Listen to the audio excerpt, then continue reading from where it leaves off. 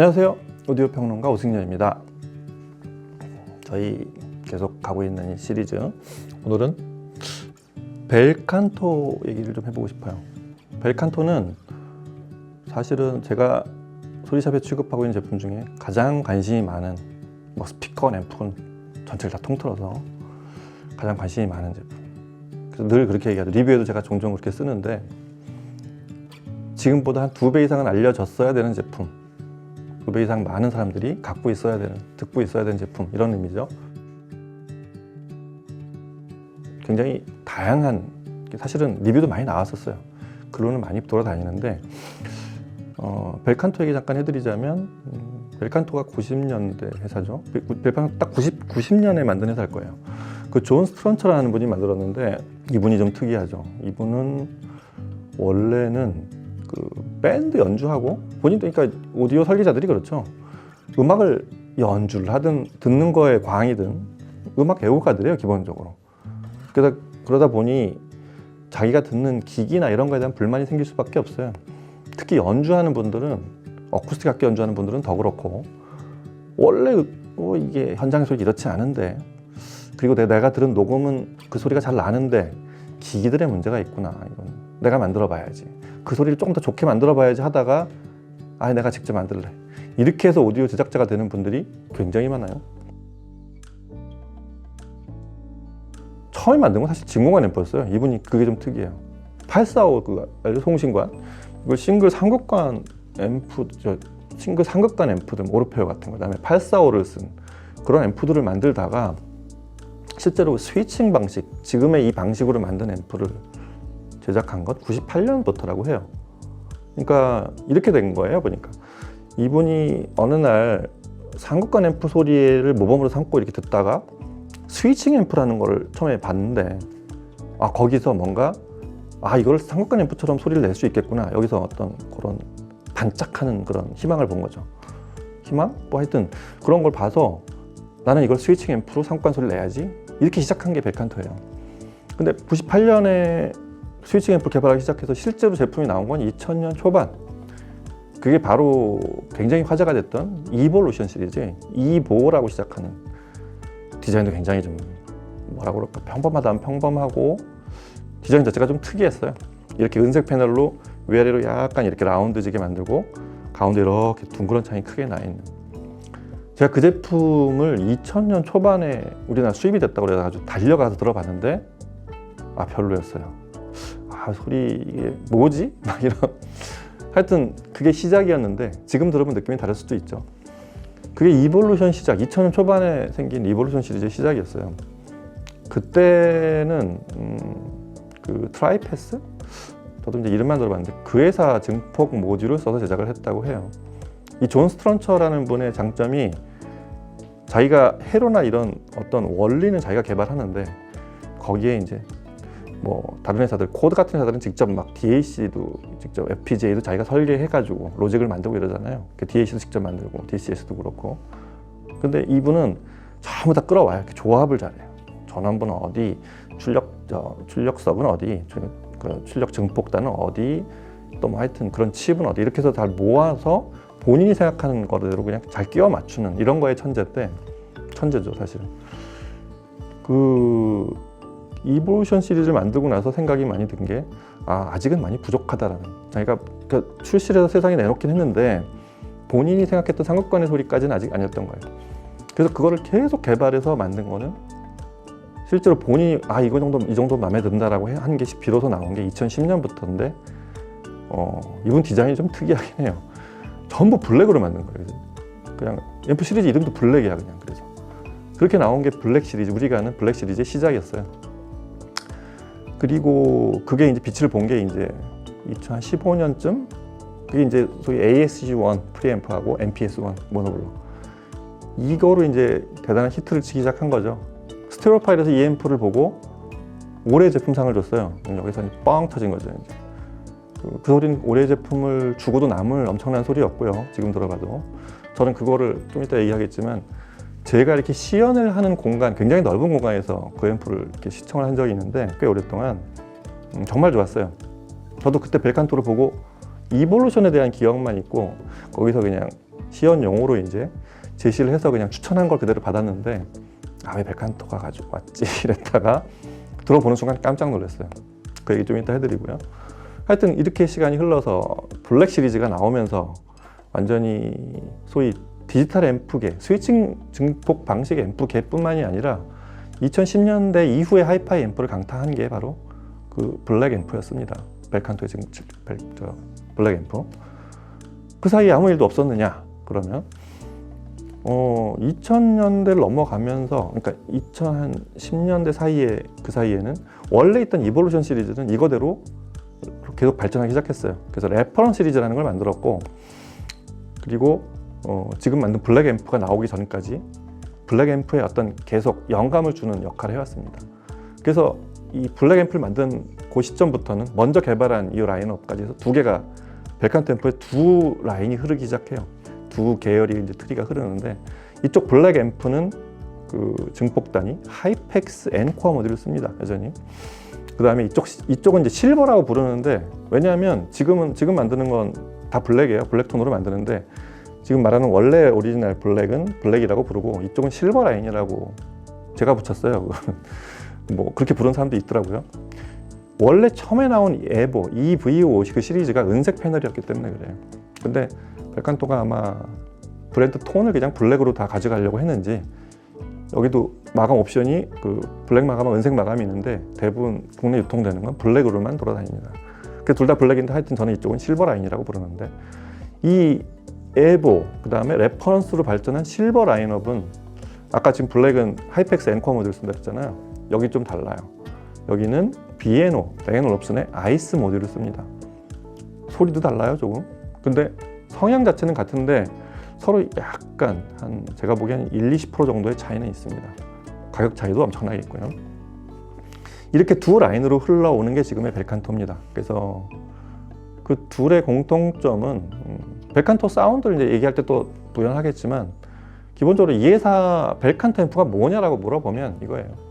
그 지터 제거에 목숨을 걸고 만든 존 스트런처가 다른 디지털 증폭 앰프랑 스위칭 증폭 앰프랑 다르게 차별화시킨 영역이 뭐냐면, 그 펜토클락까지, 우리가 아는 그 클락의 한 1000배까지 미세하게 시간을 쪼갠 펜토클락이라고 하죠.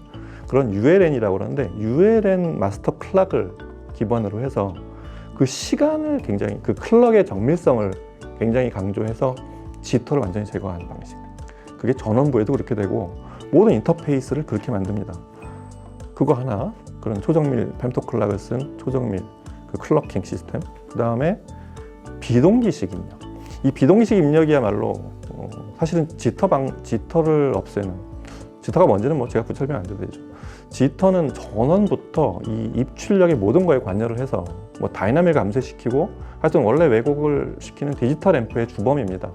그래서 그거를 어떻게 해결하느냐에 따라서 디지털 앰프의 그 품질 차이가 굉장히 많이 나는데, 존 스트런처, 벨칸토 이 설립자의 방식은 그거를 비동기식 입력 인터페이스, 이거로 해결했어요. 일단 그 설계를 사실은 아까 말한 클럭킹 시스템보다 더 중요한 벨칸토 사운드 핵심은 그 비동기식 인터페이스, 여기에 있다고 보셔도 될 정도로 굉장히 그걸 투입을 많이 했고요. 그 나머지들은 우리가 아는 스위칭 증폭을 어떻게 지금 말한 이런 클럭과 이런 비동기식 입출력 인터페이스랑 결합을 시키느냐에 달려있는 그런 설계가, 그게 바로 본연의 벨칸토 사운드라고 보시면 됩니다. 그래서 사실은 프리앰프라는 개념보다는 DAC, 그 디지털의 큰 영역, 디지털로 앰프를 만든다는 거의 큰 영역은 DA 컨버터와 바로 이 출력, 증폭단 두 개를 결합시키는 데 있다고 봤을 때, 벨칸토 앰프는 프리앰프의 성능은 대부분 이런 DAC를 중심으로 한 설계에 있다고, 그런 인터페이스에 있다고 보시면 되고, 벨칸토의 좀 더 본연의 진면모는 바로 파워 앰프에 있다고 보시면 되겠습니다. 그 스위칭 증폭 방식을 어떻게 구사하느냐, 이런 거에 달려 있고, 이렇게 구성이 돼서 벨칸토가 지금까지 이제 발전해 와서 현재까지 와 있는데, 벨칸토가 제소리를 내기 시작하자 블랙 시리즈가 돼서 뭐 영미, 그 대상 양한 그 그룹들이 전부 다 환호를 했고, 사실은 국내에 제가 그래서 좀 덜 알려졌다, 원래 가치에 비해서 이렇게 얘기를 하는 게 그래서 그런 건데, 스테레오 파일을 보면 벨칸토가 어느 정도의 등급이냐면, 일단 파워앰프 MPS1 A 클래스에 몇 년째 올라 있죠.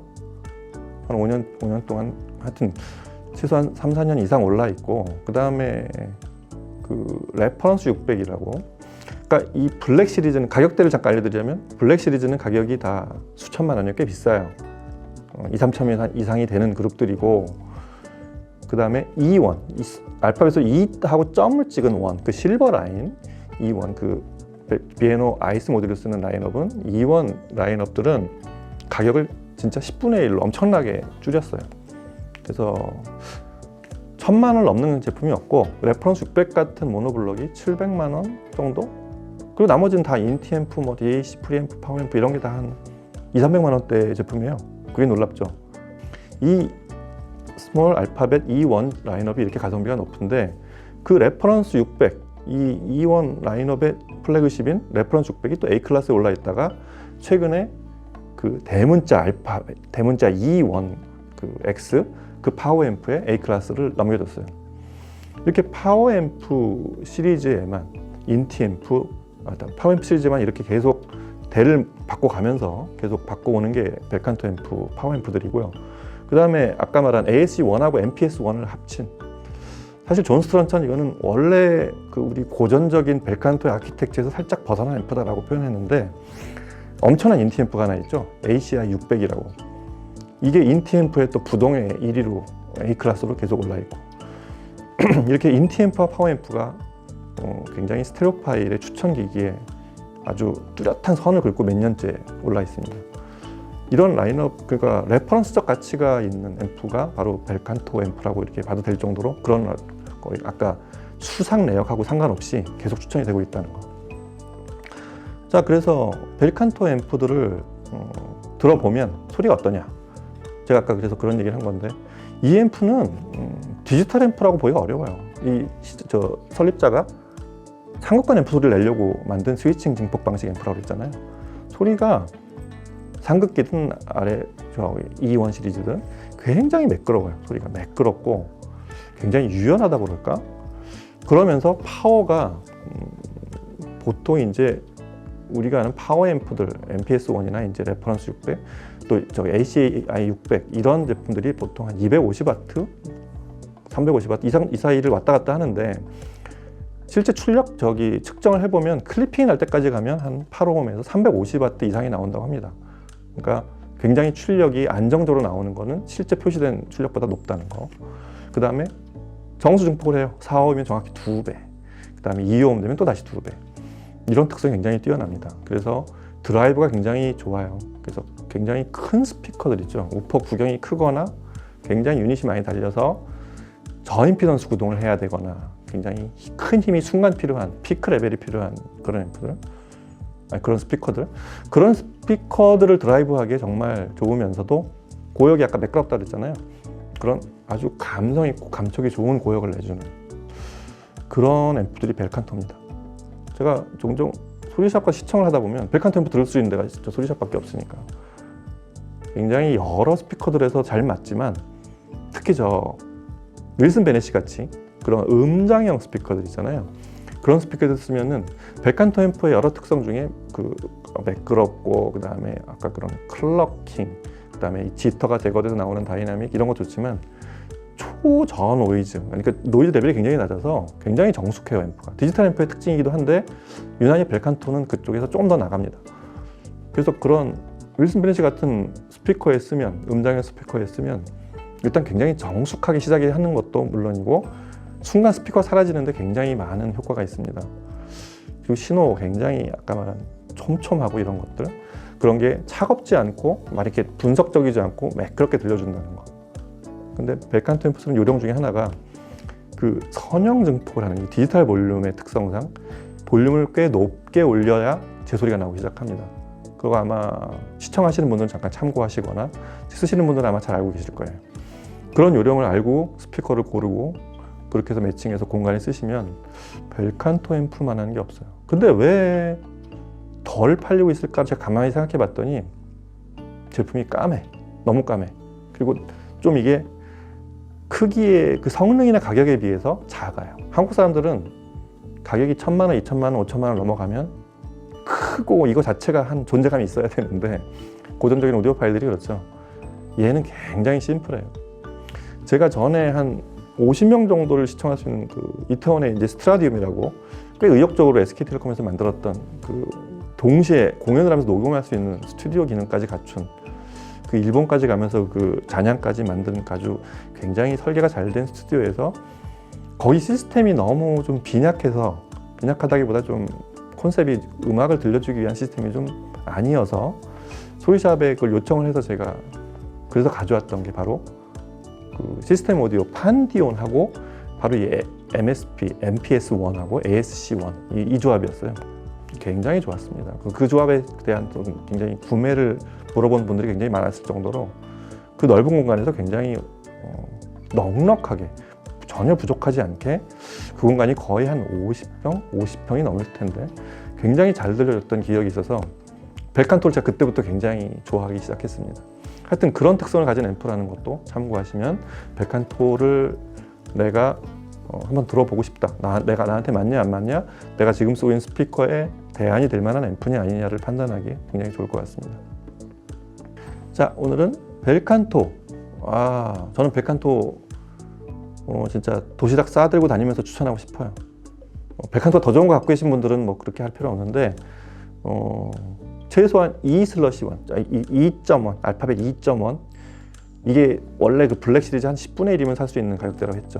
그 다음에 그거보다 좀 성능이 높은 그걸 그대로 트리클 다운한 대문자 2.1 이거 숫자 1 이거 거의 한 건 3분의 1 반값 정도 돼요. 요 두 라인업부터 한번 시작해 보세요. 그러면 앰프나 더 이상 들을 게 없어? 혹은 앰프가 좀 열도 안 나고 나는 좀 큰 거 싫어. 근데 성능이 좋고 내 스피커의 성능을 가장 잘 끌어내줬으면 좋겠어. 이런 앰프 찾으시는 분들한테 이런 앰프 아마 저는 굉장히 드물다고 봅니다. 소리샵이 좀 더 많이 알려야 되는 그런 앰프라고 생각이 되고요. 제가 열심히 알리고 있습니다. 소리샵 가서 한번 들어보시고요. 종류도 되게 많습니다. 포트폴리오가 넓어서 인티 앰프, 프리파워 뭐 여러 가지 있으니까 또 이 프리앰프만 스트리밍까지 되는 프리앰프만 갖다 쓰시는 방식도 있고요. 벨칸토 한번 꼭 들어보시기 바랍니다. 자, 오늘은 벨칸토 얘기 여기서 마치고 다음 시간에 또 뵙겠습니다. 감사합니다.